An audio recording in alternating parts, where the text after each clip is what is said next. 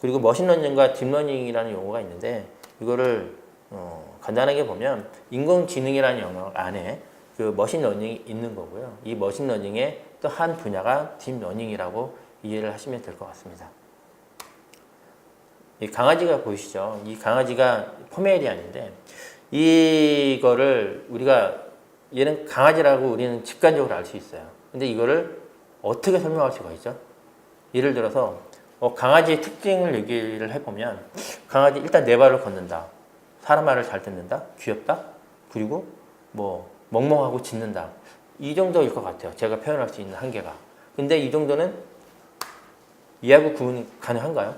얘는 고양이인데 고양이도 네 발을 걸어요. 귀여워요. 어떻게 구분할 수 있죠? 이거를 또 말로 표현하기가 구분하기가 굉장히 어려워요. 사실 따지고 보면. 이거를 인공지능이 판단할 수 어떻게 내가 인공지능한테 설명을 하고 걔가 얘를 어떻게 구분할 수 있을까? 보기엔 비슷한데. 그래서 그냥 억지로 따지면 강아지는 이 귀가 약간 동그랗고 고양이는 약간 뾰족한 그런 거다라고 이제 저는 그 정도밖에 설명을 못 하겠어요. 그러면 얘는 어떤가요? 얘가 뭔지는 아실까요? 사실 알기도 어려워요. 그렇죠? 얘는 살쾡입니다. 살쾡이고요. 얘는 누군지 알겠어요? 얘하고 둘 다 모르겠어요. 사진만 봐서는. 하나는 살쾡이고 하나는 표범이에요. 표범 새끼거든요. 그리고 아까 봤던 고양이하고 사실 너무 비슷하지 않나요? 그래서 이거를 고양이과라고 이제 정의를 하는데 이거를 사람이 사람한테 설명하기도 어려워요. 예를 들어서 그냥 우리가 이제 통칭, 그거 있잖아. 그거 몰라? 이렇게 설명하는 게 사실 대부분의 형태예요. 왜? 그러면 그래도 사람은 알아들어요. 왜냐면 그동안 경험치가 있어서 걔가 걔네 이런 식으로 넘어가거든요. 근데 이거를 수학적으로 알고리즘적으로 인공지능한테 이거를 설명한다는 거는 그리고 인공지능이 이거를 보고 판단하기는 사실은 굉장히 많은 데이터가 필요하고 그거를 판단하기 위한 엄청나게 많은 알고리즘이 들어가줘야 되고 또 그거를 그렇게 하기 위한 컴퓨팅 파워가 소요가 돼요. 그래서 그렇게 해서 이제 인공지능이 만들어지는 거거든요. 자, 이 머신러닝이 이제 이거를 어떻게 구분하는지를 이제 말씀드릴게요. 머신러닝은 이제 경험을 통해서 이 특정 작업의 성능을 향상시키는 방법입니다. 그래서 몇 가지 어떤 특정한 사건이라기보다는 다수의 어떤 사건의 경험을 토대로 해서 그들을 이제 추론을 하는 부분들인데 이를 기반으로 이제 판단을 한다는 점에서 이거를 패턴 인식이라고도 합니다. 그래서 강아지들 사진을 다 모아놔요. 엄청나게 많은 강아지 사진들을 모아놓고 얘네들인 강아지야. 내가 얘를 설명할 수는 없어. 네 발이고 뭐 이건 모르겠고 이렇게 모인 애들은 다 강아지야. 그리고 고양이 사진을 엄청나게 모아놔서 이렇게 생긴 애들은 다 고양이야. 그리고 새 사진 모아놓고 얘는 다 새야. 이 동물별로 다 모아놓는 거죠. 자, 그러고 나서 이미지를 제시를 합니다. 고양이 사진을 딱 하나 제시를 해서 얘가 뭔지 알겠어? 그러면 이제 인공지능이 판단을 하죠. 강아지 사진, 강아지들의 이 무심하는 우리는 알지 못하는 이 인공지능의 방법으로 얘를 막 비교하고 분석하고 패턴화 시켜가지고 강아지 어떤 형태의 유형을 이제 집합체를 정의를 자기 나름대로 내서 얘는 강아지야, 얘는 고양이야 이런 이제 패턴을 하겠죠. 그래서 새로운 이미지를 제시를 했을 때 얘는 고양이 확률이 95%야. 그래서 고양이라고 이제 정의를 내리는 겁니다. 이게 머신러닝 방법이고요. 딥러닝은 뭐냐면 인공신경망 이론을 기반으로 복잡한 비선형 문제를 기계가 스스로 학습을 해결한다라고 되어 있는데 이거는 다른 말로 인간하고 똑같이 판단한다는 얘기예요. 인간은 어쨌든 보는 거를 가지고 그 경험치들을 가지고 이제 판단을 하는 거거든요. 그래서 이 새, 고양이, 강아지를 다 섞어요. 이 모든 데이터를 놓고 거기서 네가 비슷한 애들끼리 알아서 분류를 해. 그러고 나서 특징점을 찾아서 그러고 나서 이제 이미지를 제시했을 때 내가 이제 인공지능이 스스로 내가 이거 봤을 땐 내가 이렇게 해서 분류했던 얘였던 것 같아. 그래서 얘는 고양이야. 라고 답을 주는 게 이제 딥러닝 방식입니다. 이걸 알기 위해서는 딥러닝을 알기 위해서는 우리 뇌가 도대체 어떤 구조이길래 이걸 따라 했는지를 알아야 될 것 같아요. 그래서 뇌 구조에 대해서 잠깐 보시게 되면 인간의 뇌는 대뇌라는 게 있고 중뇌, 소뇌, 간뇌, 뇌하수체, 척수, 연수 이렇게 7가지로 크게 분류를 할 수가 있습니다. 대부분의 일은 대뇌에서 다 해요. 기억을 하거나 추리를 하거나 판단을 하거나 감정이라든지 어떤 정신활동들을 합니다. 그리고 소뇌가 이제 몸의 자세나 어떤 균형을 유지하는 일들을 하죠. 그리고 이제 척수가 이제 땀을 분비한다든지 무릎 반사의 어떤 중추적 역할을 하고 뭐 이런 형태로 이제 뇌는 구성이 되어 있어요. 이 대뇌 안에는 이제 우리가 해마라 그래서 기억을 담당하는 그 부분이 있어요. 그래서 이 해마를 떼어내면 이 사람은 기억을 아예 못합니다. 바로 전의 일도 기억을 못해요. 메멘토라는 영화 혹시 보셨는지 모르겠는데 자고 일어나면 이 사람은 기억을 잃어요. 그런 것처럼 이 두뇌에서 이 모든 이 장치들이 다 있어서 그 역할들을 다 이제 충실하게 하게 됩니다. 이 부분들을 따라서 이제 인공신경망들이 이제 쫓아가는 과정인 거죠. 그래서 또 뉴런하고 시냅스라는 게 있는데 이 뉴런은 그 신경계의 단위인데요. 이 인간이 그 어떤 실질적으로 접촉되는 부분들을 전달하는 역할을 하고 있습니다. 그리고 시냅스라는 부분들은 이렇게 전달받은 정보를 이 전기적 그 신호를 화학적 신호를 이제 전기적 신호를 화학적 신호로 이제 바꿔주는 역할을 하게 되는 거죠. 그래서 사람을 흥분시키는 도파민 등이 나오는 게 이제 시냅스라고 얘기를 하고요. 이 인간의 뉴런이 약 1000억 개 정도 존재를 한다고 해요. 그리고 시냅스가 100에서 500조 정도 이제 있다라고 하고요. 그래서 이거를 이제 사진을 찍어봤어요. 이게 굉장히 중요한 이 사진인데 이잭 갤런트라는 이제 뇌과학의 이제 아버지라는 분이 계신데 이 양반이 인간의 뇌를 그 MRI 이제 통에다 사람을 이제 머리를 집어넣고 그걸 이제 분석을 해서 촬영을 했어요.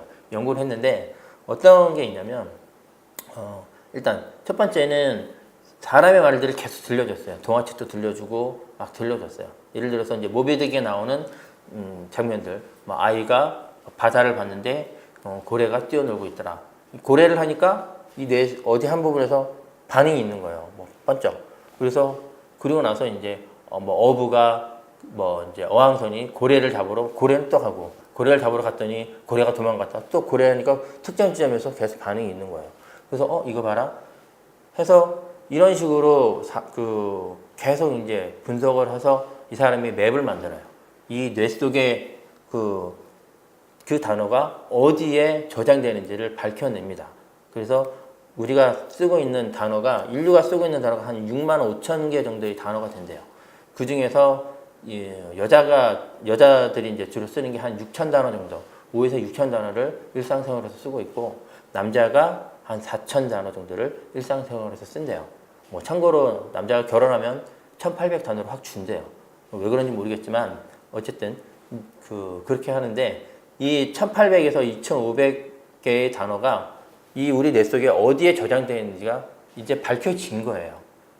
그러면 이 연구가 왜 대단하냐면 우리가 이제 말을 못 하시는 분들 당연히 많잖아요. 그래서 이제 수화라는 걸 하게 되는데 일반 사람들은 그 수화를 알지를 못해요. 그렇잖아요. 그런데 내가 뇌 속에서 이제 생각으로 예를 들어서 저 서울여고에 가고 싶은데 알려주실 수 있나요? 이 말을 생각만 하는 거죠. 그럼 이 생각을 예를 들어 내 핸드폰하고 이제 연동이 돼서 핸드폰에 그게 딱 써지는 거죠.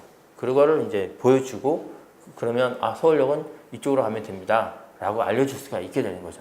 만약에 귀머거리다. 말도 못하고 귀도 막혔어. 볼 줄 몇 개 몰라. 그러면 이 사람이 말한 거를 이제 입력이 돼서 바로 이제 텍스트가 나올 수 있는. 그거는 지금도 충분히 가능한 실현되고 실제 상용되고 있는 분야이기 때문에 어렵지 않은 기술이에요. 그런 것처럼 우리 인간의 뇌 속에 있는 단어들을 우리가 생각을 하면 그 단어들이 뭔지를 조합을 해서 알려줄 수 있는 게 지금 가능합니다. 더 놀라운 사실은 이 단어들이 분류가 되어 있어요. 우리가 컴퓨터에 저장을 할 때, 데이터를 저장할 때 분류를 해놓잖아요. 폴더로 예를 들어서 뭐 개인적인 거면 개인적인 폴더, 뭐 회사에서 일하는 거면 회사 폴더 이렇게 되어 있는 것처럼 우리 머릿속에 있는 단어들의 기억 장치도 이 분류를 해놔요. 어떤 식이냐면 이 주로 쓰는 단어들에 연관된 단어들, 예를 들어서 연인 간의 대화에 나오는 단어들은 한쪽에 딱 모아놓고 또 어떤 기계, 뭐 동물과 관련된 단어들은 또 모아놓고 이렇게 해서 왜냐면 이 뇌도 어쨌든 연산장치라는 게 있어서 그 빨리빨리 찾아서 내가 입 밖으로 내야 되기 때문에 그걸 가깝게 만들어놔요. 그게 여기에 보시는 이 장면이에요. 이 파랗게 모이는 장면들이 이제 그렇게 해서 모여진 단어들의 집합체고요. 다예요. 그래서 이 부분들이 또 이미지도 마찬가지예요. 내가 예를 들어서 어떤 뭐 아까 이제 강아지나 고양이 사진을 보여주면 이쪽으로 모여요. 이쪽으로. 그리고 사람을 보여주면 또 이쪽으로 모이고. 근데 색깔들이 조금씩 다르잖아요. 예를 들어서 그 사람인데 굉장히 잘생긴 남자면 약간 색깔이 다르고, 약간 못생긴 남자면 또 다르고, 여자도 마찬가지고. 그런 식으로 저희 뇌 속에서 이 맵이 만들어지는 것을 증명을 해냈어요. 그렇게 해서 이거는 그 사람의 뇌고요. 같은 걸 보여줬을 때 이거는 원숭이의 뇌예요. 거의 비슷하지 않나요? 그래서 인간 그 뇌에 우리가 어떤 사물을 보여주고 어떤 사물을 들려줬을 때 뇌에 어떤 식으로 이게 저장이 되는 부분들이 이제는 거의 많이 발견이 됐어요. 그래서 이 딥러닝 알고리즘이라는 것은 이게 사람의 이제 뉴런을 통해서 다양한 어떤 이제 이 정보들을 이제 쫙 펼쳐놓습니다. 그 펼쳐놓은 것들을 굉장히 많은 단계를 거쳐서 얘가 사람이구나, 사람 중에서 어떤 사람이구나라는 것을 우리 그 뇌 속에 전달을 하고 뇌가 이제 판단해서 다음 액션을 하게 만드는 거거든요. 그런 것처럼 그 딥러닝 알고리즘도 이 수많은 데이터들을 가지고 그 중에서 내가 어떤 제시어를 줬을 때 그걸 이제 분석을 해요. 이 데이터 속에서 어떤 이제 알고리즘을 통해서 얘네들을 이제 분류를 하고 그런 부분들을 이제 서로 연결을 하고 통합하고 제어하고 해서 결국에 얘는 사람 얼굴이고 얘는 고양이야. 그렇게 해서 쟤는 고양이야. 라고 하는 게 바로 딥러닝입니다. 거의 인간이 사고하는 방식과 거의 동일하게 만든 게 딥러닝이다. 라고 이해하시면 될 것 같습니다. 그래서 인공신경망과 인간신경망을 간단하게 다시 좀 비교를 하면 아까 설명드리긴 했는데요. 인간의 뉴런은 약 1000억 개 정도 있어요. 이게 3D 스페이스 형태로 자리 잡아 있어요. 그러니까 공간 형태로. 그리고 1000조의 어떤 시냅스로 구성이 되어 있는데 현재까지의 기계 이제 인공지능은 그 인공신경망은 1.4억 개 정도의 어떤 모델 변수로 되어 있어요. 그리고 아까 이제 층을 보여드렸잖아요. 16개에서 19개 층의 어떤 2D 스페이스 형태로 얘는 구성이 되어 있습니다. 러닝 과정에서도 이 시냅스가 물리적이고 생물학적으로 이제 변형이 되면서 정보를 저장하고 전달을 합니다. 근데 이제 기계는 이 노드 간 연결하는 어떤 웨지의 이 웨이트라고 있는데 이게 뭐냐면 내가 그 어떤 이 인공지능이 어떤 사물을 판단했을 때 이제 고양이다. 근데 고양인데 뭐 귀가 살짝 조그만 뾰족하네. 여기 가중치를 좀 더 줄까? 뭐 이런 식으로 해서 얘가 웨이트를 조정하면서 그걸 가지고 이제 판단을 계속 해나가는 거죠. 그걸 이제 강화학습이라고도 얘기를 많이 하고요. 그리고 이제 사람이 어떤 사물을 판단하는 데 있어서 이 초당 20W의 전류가 필요해요. 이거는 이제 형광등 정도 전류라고 얘기를 하고요. 근데 인공지능은 100만W의 전류가 필요하고요. 초당. CPU가 1200 CPU가 필요하고 그 176 GPU의 메모리 같은 경우는 920TB가 필요해요. 고양이 하나 판단하는데 이 정도 기능이 들어가는 거예요. 그래서 상당히 아직까지도 갈 길은 좀 멀다라고 보고 있는 건데 근데 여기서 또 중요한 과학적 진보가 있습니다. 이 중간에 보면 이 정보를 저장하고 전달한다고 됐잖아요. 그 인간은 이 뉴런을 통해서 그 인지된 정보를 시냅스가 전달하면서 바로 저장이 돼요. 즉 기억하면서 저장하는 그런 식으로 되어 있는데 컴퓨터는 우리가 익히 알고 있듯이 어떤 인풋 데이터가 들어오면 얘를 계산을 합니다. 알고리즘 형태로. 걔의 역할은 CPU가 그 역할을 해요. 그래서 이 CPU가 다 계산한 정보를 메모리에 제가 저장을 하잖아요. 하드디스크에 저장을 하게 되는데 아니면 요장하든지 별도의 어떤 저장 장치에 저장을 하게 돼요. 이 차이가 굉장히 큰 차이예요. 그렇기 때문에 이 메모리도 엄청 커지고 이 CPU나 이런 전기도 엄청 잡아먹는 거거든요. 이걸 지금 획기적으로 그 하나의 CPU와 메모리를 그 공통으로 쓰는 연구가 지금 진행 중에 있고 지금 거의 뭐 성공 단계에 있어요. 그렇게 되면 굉장히 또 획기적인 일들이 많이 일어날 거라고 생각을 합니다. 뇌 구조에 시각 영상을 이제 구현한 사례를 말씀을 좀 드릴게요. 이 고양이의 그 시신경 세포의 반응을 이제 분석을 한 거예요. 1999년에. 이 고양이가 어떤 이미지를 딱 보고, 이미지를 보고, 실제 이미지가 이 위에 있는 사진이에요. 이 사진을 보고, 이 본 거를, 이 뇌를 이제 분석을 했어요. 뇌를 분석을 해서, 그러니까 뇌만 가지고 이 이미지를 도출해내는 거죠. 그랬더니, 얼추 비슷한 이런 이미지를 만들어냈어요. 이 이미지만 가지고. 그래서, 신경만으로 이걸 재구성을 했는데, 이게 1999년의 일입니다. 그래서 지금 많이 흘렀잖아요. 2017년이 됐는데 여기 보시면 놀라실 거예요. 이게 실제 이미지거든요. 이 사람의 얼굴들인데 이 사람의 얼굴들 이 사진을 이제 보여주고 그 고양이한테 이거를 그대로 뇌신경을 분석을 했어요. 그랬더니 거의 똑같지 않나요? 저 이거 보고 약간 소름이 돋았는데 신경 반응으로 재구성한 이미지가 거의 똑같이 나와요. 이게 왜 놀라운 일이냐면 우리가 이제는 그 이 뇌에 있는 우리가 어떤 생각을 하게 되잖아요. 단적인 예가 우리가 잠을 자면 꿈을 꿉니다. 그죠? 꿈을 꾸면 어떤 장면들이 막 있었잖아요. 근데 아침에 일어나면 기억이 안 나요. 그죠? 근데 이거를 재구성할 수가 있어요. 그 꿈에서 네가 누구를 만났고 어떻게 어떤 일들을 벌였는지가 이제 녹화가 될 수가 있는 거예요. 그리고 뭐 가끔 꿈에서 그러잖아요. 뭐 돌아가신 조상님이 로또 번호를 알려줬는데 4개는 기억이 나는데 2개가 기억이 안 난다. 이게 이제 가능하다니까요. 그래서 이런 형태로 이제는 우리가 이 뇌 속에 구성되어 있는 이미지들을 그대로 뽑아낼 수가 있어요. 그래서 이제 굉장히 놀라운 형태로 이제 발전하고 있는 것을 우리가 알 수 있습니다. 그래서 이제 이 꿈은 이제 더 이상 꿈이 아니에요. 점점 현실 세계로 이제 발전하고 있다. 그리고 딥러닝 발전이 앞으로 어떤 식으로 발전이 될 것 같냐라고 봤을 때 이게 이제 컴퓨터 내에서만 되는 것이 아니라 이 인간의 신체 구조를 이제 강화학습으로 이제 우리가 마치 아기가 처음에 잘 못 걷잖아요. 이렇게 잘 못 걷는 부분들을 이제 강화학습을 통해서 점차 잘 걷게 되고 이제 오히려 이제 뛰게 만드는 이 기계 분야에서 이런 연구들을 좀 많이 하고 있는데 이러한 부분들이 왜 무섭냐면 딥러닝은 인공지능은 이 학습 속도가 엄청 빠르잖아요. 엄청 빠르기 때문에 이게 단기간에 우리 인간은 뭐 3년 걸려서 이제 기고 뭐 4년 걸려서 좀 그나마 좀 뛰고 뭐 이런데 얘는 뭐 3일, 4일이면 이제 뛰는 수준이 되는 거죠. 뭘 만들어내도 이제 그런 형태로 이게 발전될 수 있기 때문에 이 딥러닝이라는 게 굉장히 어떻게 보면 참 무서운 기술이다.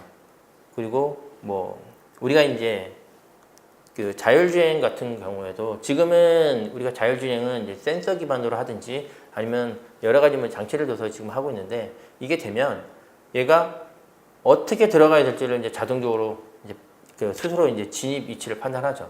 사실 웬만한 운전자들이 아니고서 사실 진입하는 거 사실 쉽지 않잖아요. 이제 그런 부분들이 이제 강화 학습을 통해서 자연스럽게 될 수 있다. 그러면 나중에 정말 이제 자동차가 굉장히 발전해서 자율주행 자동차가 완전히 사람이 진짜 지금도 뭐 어느 정도 가능하지만 앞으로는 마치 마이너리티 리포트에 나오는 자동차처럼 사람이 가만히 있어도 알아서 다 피해 다니고 하는 그런 부분들이 가능하다. 그게 멀지 않았다라고 보는 거죠. 여태까지 이제 말씀드렸던 부분들은 사실 브레인 리딩에 좀 해당되는 내용이에요. 뭐냐면 뇌를 읽어서 그걸 가지고 이제 어떤 액션들을 보는 부분들이고 이제 그 브레인 라이팅이라는 용어도 있어요. 이거를 예시를 든 영화가 이제 이 서로게이트라는 영화가 있어요. 이거 보셨는지 모르겠는데 이 서로게이트라는 영화 자체가 굉장히 좀 무서운 영화긴 해요. 그러니까 아바타 우리가 알잖아요. 그것처럼 이제 인간들이 앞으로는 로봇이 너무 잘 만들어져서 인간처럼 만들어졌어요. 걔를 원격으로 내가 집에서 앉아서 나 대신 출근도 시키고 나 대신 뭐 학교 강의도 가고 뭐 나 대신 뭐 일을 하게 하고 사람도 만나고 데이트하게 하고 자기는 이미 이제 몸이 늙었어요. 늙었어도 이제 그거를 이제 젊은 로봇으로 가 대신 생활하게 하고 나는 뭐 뚱뚱하지만 굉장히 몸짱인 걸로 이렇게 생활하게 하는 그런 영화거든요. 이제 이 영화가 이제 원격으로 이제 조정을 하는 거죠. 이게 이제 가능한 영화가 이제 브레인 이제 서러게이트라는 영화고요. 브레인 리딩에 관련해서 그 최근 어디까지 연구가 되었는지 영상을 한번 보고 말씀드리도록 하겠습니다. 전쟁이나 사고로 팔을 잃어버린 사람들에게 희망을 주는 기술이 개발됐습니다. 절단 부위에 로봇 팔을 장착하면 뜻대로 팔이 움직이고 물건도 들 수 있습니다. 심재훈 기자가 보도합니다. 40년 전 사고로 양팔을 잃은 미국 콜로라도주의 한 남성. 절단 부위에 전기 신호 감지 장치를 붙이고 로봇 팔을 장착했습니다. 그러자 팔을 들어올리고 손가락까지 움직입니다. 공을 잡아 바구니에 넣고 컵도 옮길 수 있을 정도로 정밀한 움직임이 가능합니다. They took like a, I don't know, like a scanner, and just started walking around my body, and they just painted it on the screen, and boom, they sent it off, and I get out here and it fits. 미국 존스 홉킨스대 연구팀이 개발한 로봇팔은 절단 부위 근육에서 나오는 전기 신호를 감지해 움직입니다. 팔을 구부리려고 할 때 나오는 전기 신호와 무언가를 잡으려고 할 때 나오는 전기 신호가 각각 다른 특성을 활용했습니다. 환자가 팔을 움직이는 동작을 할 때 어떤 비슷한 유사한 신호가 나타납니다. 그 환자만의 독특한 근육의 움직임에 따라서 전기 신호가 발생을 하고 그 전기적 신호는 어떤 고유한 그 환자만의 주파수와 어떤 힘의 세기를 가지고 있습니다. 그래서 최근 뉴욕타임즈는 이 남성의 불편했던 생활과 로봇팔을 붙인 뒤 달라진 생활을 소개하기도 했습니다. 전문가들은 이 기술이 아직 시작 단계에 불과하지만 5년에서 10년 뒤에는 세상에 많은 변화를 가져다 줄 것으로 기대했습니다. If they only knew what was in this bottle. YTN-사이언스 심재훈입니다. 방금 보신 게 이제 브레인 리딩에 관련된 기술의 발전입니다. 그래서 자기가 생각하는 부분들을 이제 의식적으로 모든 사물들을 이제 움직일 수 있는 부분들이 될 거고요. 나중에는 지금은 우리가 이제 척수에 달린 그 어떤 세포들을 가지고 인공팔이라든가 이렇게 하지만 향후에는 어떤 특정 사물이나 이런 부분들을 우리가 생각만으로도 조정할 수 있는 부분들이 이제 될 거라고 이제 보고 있습니다. 그 영화 그 브레인 라이팅에 관련해서는 영화 인셉션이라는 게 좋은 예가 될 것 같은데요.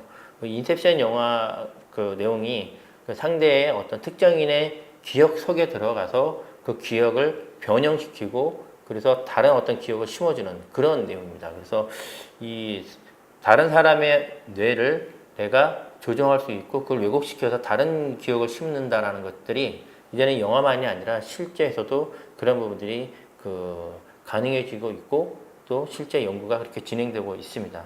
자, 지금처럼 이 G 실험뿐이 아니라 이제는 이 브레인 라이팅 기술이 다른 사람이 내가 또 다른 사람을 어떤 기계 그 머릿속을 조정할 수 있는 연구가 지금 진행되고 있고 실제로 그렇게 실험이 성공한 사례들이 많이 발표되고 있습니다. 그래서 이렇게 이제 브레인 리딩과 브레인 라이팅이라는 영역들이 이제 계속 발전이 되면 인간이 할 수 있는 여러 가지 일들이 좀 다양하게 다른 형태로 발전되지 않을까 지금 생각을 하고 있습니다. 그 인공지능이 그러면 한계는 어디냐? 창의력이라고 얘기를 많이 합니다. 인간은 그래도 창의성이 있기 때문에 창의력 영역은 그래도 아직까지는 인간의 영역이다라고 얘기를 많이 하고 있고 또 하나가 돌발 상황이 발생했을 때 최적의 의사결정을 내리는 것은 아직까지는 데이터에 의존하는 인공지능보다는 순간순간 순발력에 의존하는 그래도 인간이 아직은 고유의 영역이지 않겠냐라고 얘기들 많이 하고 있습니다. 그런데 지금 이 사진은 커제 9단입니다. 커제 9단이 알파고에게 그 내리 3연승을 치면서 우는 장면이에요. 그래서 그 알파고가 이 딥러닝을 활용해서 이제 바둑계에서 이제 그 이세돌 9단도 이기고 이제 커제도 이겼어요. 그런데 이 딥러닝이 사실은 종류가 있습니다. 그 이세돌 9단을 이긴 알파고는 알파고 리예요. 알파고 리라고 하고 그 좀 더 발전해서 개량된 게 커제 9단을 이긴 건 알파고 마스터라고 불립니다. 그 버전이 좀 다른 종류인 거죠. 그래서 이 다른 이 알파고리와 알파고 마스터 같은 경우에는 그동안 인간이 쌓아왔던 수많은 어떤 기보들을 연구하고 분석하고 그래서 이 한 수를 들 때 10만 회 정도의 어떤 시뮬레이션을 통해서 한 수를 줍니다. 최적의 수를 찾아서 두는 거죠. 그게 알파고 리와 알파고 마스터였다라고 하면 알파고 제로는 완전히 다른 개념의 인공지능이에요. 뭐냐면 그동안은 그 데이터를 기존에 있는 데이터를 분석을 했지만 이 알파고 제로는 그 기본적인 바둑의 룰만 알고 기본을 전혀 보지 않았어요. 자가학습을 통해서 그리고 상대 알파고를 통해서 서로 대국을 한 거예요. 그래서 그런 식으로 계속해서 그 지식을 그 역량을 쌓아서 단 3일 만에 알파고 마스터를 이겼어요. 단 3일 만에. 그래서 알파고 제로가 알파고 리, 이세돌을 이겼던 알파고 리하고 싸움에서는 100전 100승이에요. 그리고 알파고 마스터는 78승 11패를 했습니다. 그만큼 이 알파고 제로는 자가학습, 자가 강화학습을 통해서 한 게 훨씬 빨리 하고 그리고 데이터 어떤 소모량, 그 아까도 말씀드렸지만 이 한 수를 두기 위해서 10만 번의 시뮬레이션을 하기 위해서 엄청난 컴퓨팅 파워가 필요하고 그만큼 이 데이터들이 필요한데 클라우드 컴퓨팅 데이터가 필요한데 이 알파고 제로는 그게 필요가 없어요. 10만 번 동안 시뮬레이션을 필요가 없고 자기 스스로 학습해서 내린 거에 따라서 의사결정을 내립니다. 판단을 하고 의사결정을 내리기 때문에 우리가 방금 전에 얘기했던 창의력과 의사결정에 있어서 이미 알파고 제로는 실현했다라고 볼 수가 있습니다. 이 클라우드 오토 ML 비전이라는 건 이 구글에서 이제는 배울 데가 없는 거예요. 이제 인공지능을 더 이상 사람이 그 학습시켜 주기에는 이제 버거운 단계가 이르는 거죠.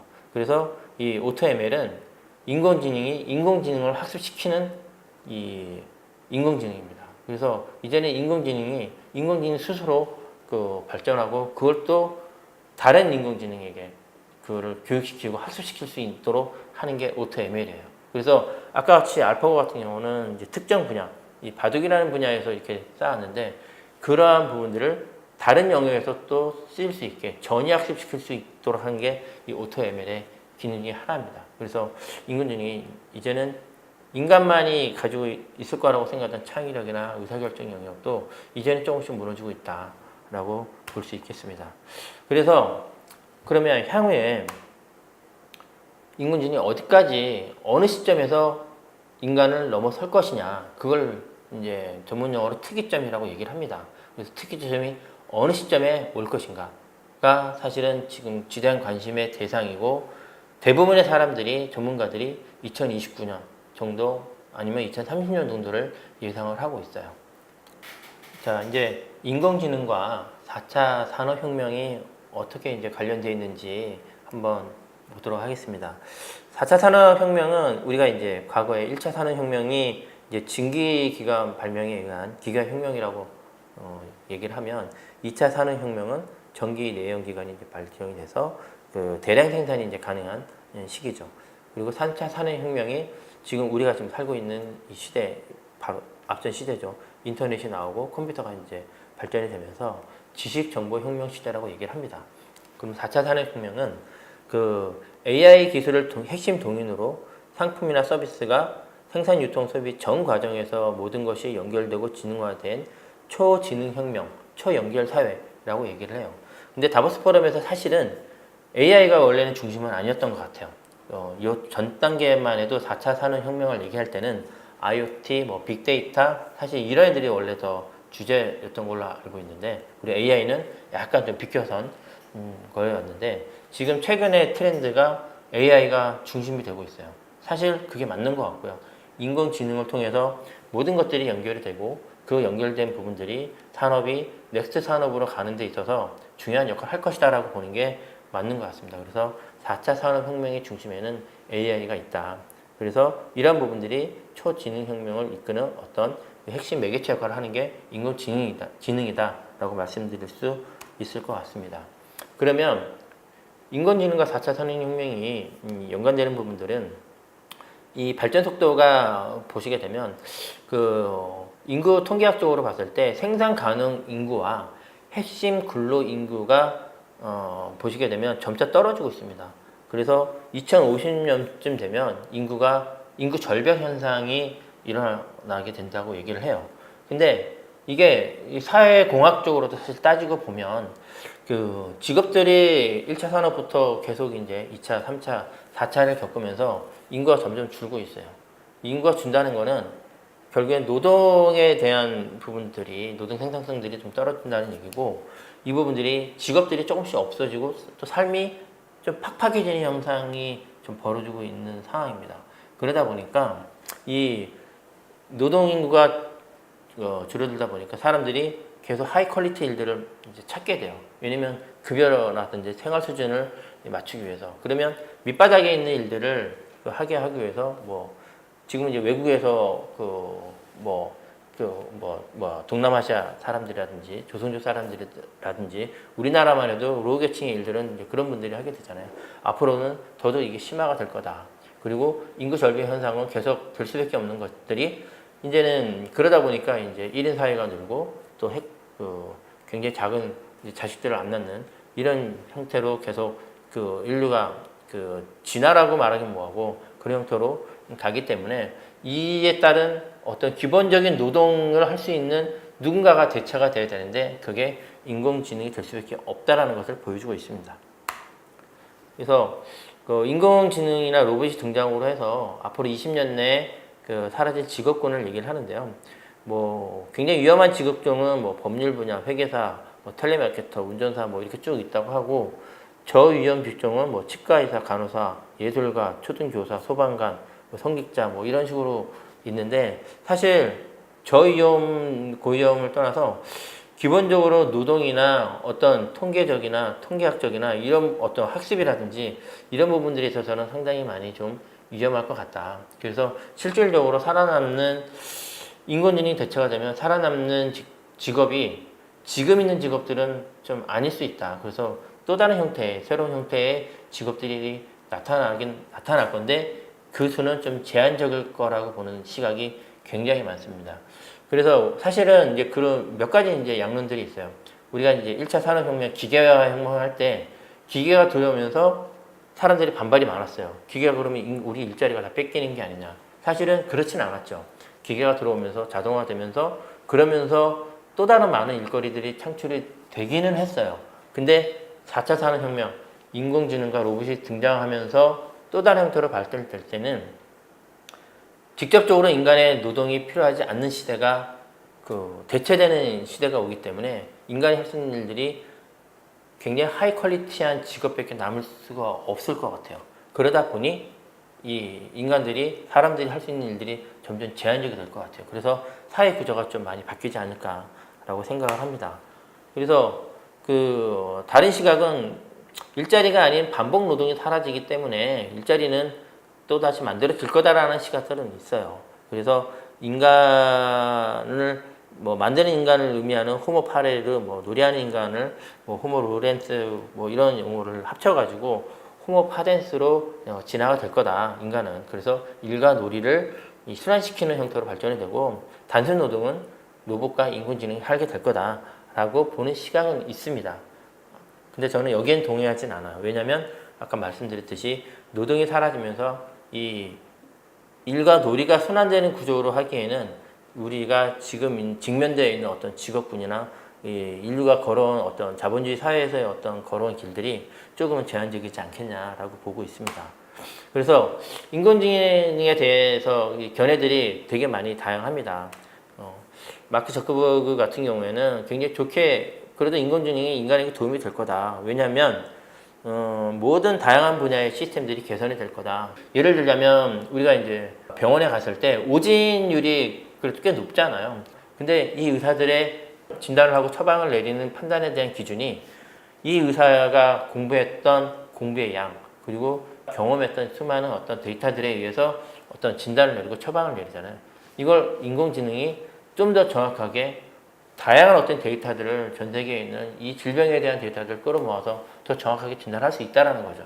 그래서 더 정확한 처방을 내리고 의사는 그렇게 내려진 진단과 처방을 실질적으로 의술을 이제 집행하는 역할을 하게 되는 구조로 가게 되겠죠. 그래서 인공지능이 이런 다양한 분야에 오히려 도움이 될 거다라고 보는 게 마크 저커버그의 어떤 생각입니다. 근데 또 다른 의견이 있어요. 앨런 머스크 같은 경우는 인간이 스팸이 될 수가 있다. 인공지능 로봇이 예를 들어서 사람을 죽이기로 결정하는 일이 발생할 수도 있다. 이게 빠르면 5년 내에 온다. 왜냐하면 어느 순간 로봇이 인류를 쓸모없는 존재로 판단해서 이메일을 스팸 삭제하듯이 제거하려 할 수도 있다. 마치 아까 제가 이제 그 영화에서 나왔던 그 인공지능처럼 자기가 자의적으로 판단해서 인간이 그렇게 별로 필요한 존재가 아니다라고 판단을 해버리면 끝이다라고 보는 거죠. 이 스티븐 호킹 박사도 그런 얘기를 하셨어요. 완전해진 인공지능은 인류의 멸망을 초래할 수 있다. 일단 인간은 진화 속도가 느려요. 근데 인공지능은 엄청 빠르잖아요. 아까 말씀드렸듯이 강화학습을 무제한적으로 할 수가 있으니까.